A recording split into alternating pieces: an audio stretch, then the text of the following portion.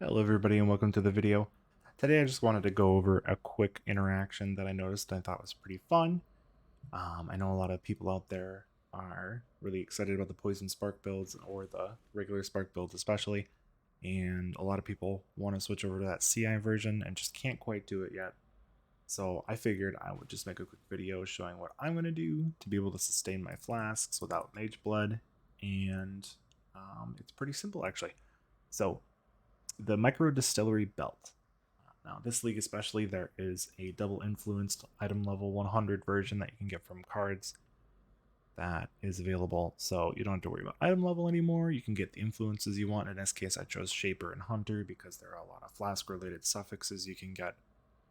Ironically, I didn't roll a single one from either of the influences on this one. I just got some decent Flask rolls. Again, you can see there's, tier 2 rolls here, tier 4. It's by no means perfect, but this is just kind of a general idea of what you need here. And obviously, I'm using this belt. It's working just fine with just these rolls, so it doesn't have to be perfect for you to get the most out of this belt.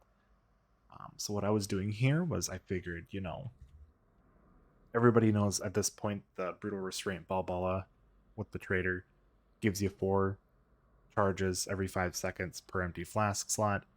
So with the Micro-Distillery Belt, the downside is turned into an upside.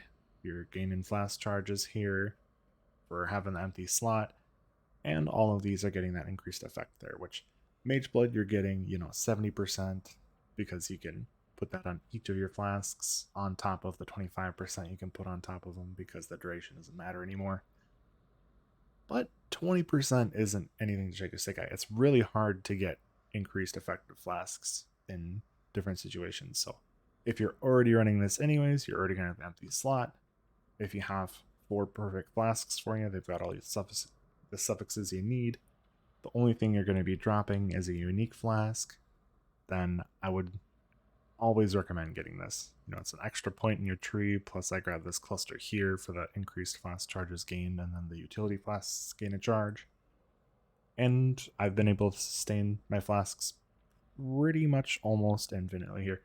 The only thing right now is that mapping, obviously, I mean, I can sustain flasks permanently, but the timer isn't quite perfect on all of them here.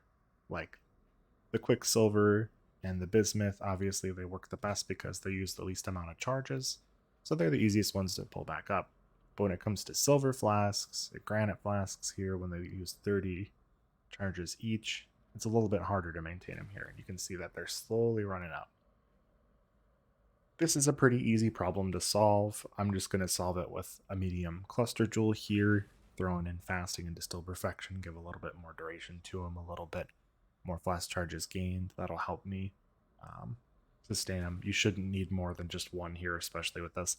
If you're having any issues sustaining them at any point, you can always just take one out. You'll get 4 more charges every couple seconds, which is multiplied by the flask charges gained that you have. So, but yeah, the main idea of this video was that I just wanted to go ahead and show off this belt because I know a lot of people are kind of shying away from certain builds and they think that they can't build them just because of the fact that they don't have a mage blood. But I wanted to show that that's not quite the case. In some situations, you can actually make a pretty similar build. It's not quite as strong as a mage blood for a lot lower price. And this belt here, just the base, cost me 80 chaos. 80 chaos, rolled it with a couple chaos, got 3 different flask mods, and it just perfectly sustained all my flasks. So yeah, that is the video for today, and let me know in the comments below what you think. If you're planning on using this, let me know what kind of rolls you're looking for. One of the important ones, I will let you know, it is a suffix you can get, is 20% reduced flask charges used. That is the most important suffix you can get. It makes sustain for all of these so much easier.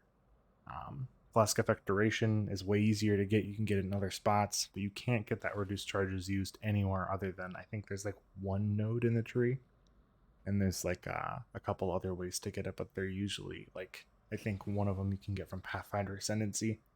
But like I said, that's one of the very hardest ways to sustain. So if you can get that roll on there plus the increased effect, you're golden. Alright, I hope you enjoyed the video. Let me know in the comments what you think, and have a good one.